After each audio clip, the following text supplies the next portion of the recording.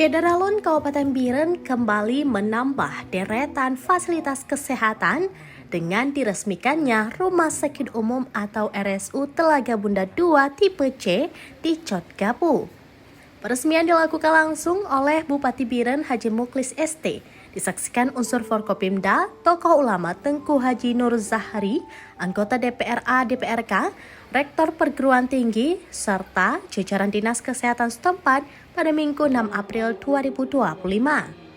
Kehadiran RSU Telaga Bunda melengkapi jaringan fasilitas kesehatan di Biren yang sebelumnya telah memiliki RSUD Dr. Fauzia, RS Avicenna, RS Medical Center atau BMC, RS Malahayati, dan RS Cempa Hospital. Selain itu, terdapat pula Klinik Polres, Klinik Kodim 0111 Biren, 21 puskesmas, serta ratusan posyandu yang tersebar di seluruh kecamatan. Bunda dan megah.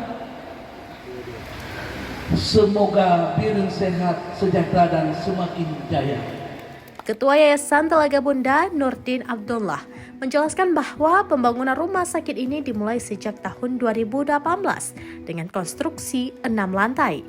Izin operasional resmi diperoleh pada 10 Maret 2025 dan hari ini resmi beroperasi untuk melayani masyarakat. Bupati Biren Haji Muklis dalam sambutannya menyampaikan apresiasi atas pendirian RSU Telaga Bunda yang merupakan bentuk nyata kepedulian terhadap kesehatan masyarakat. Kehadiran rumah sakit ini diharapkan dapat meningkatkan akses layanan kesehatan yang berkualitas sekaligus mendukung program pemerintah dalam mewujudkan masyarakat sehat dan sejahtera. Dengan bertambahnya RSU Telaga Bunda, masyarakat Biren kini memiliki lebih banyak pilihan untuk mendapatkan pelayanan kesehatan yang memadai. Dari Biren, Yusmandit Idris, Serambines.com. Download Tribun X sekarang. Menghadirkan lokal menjadi Indonesia.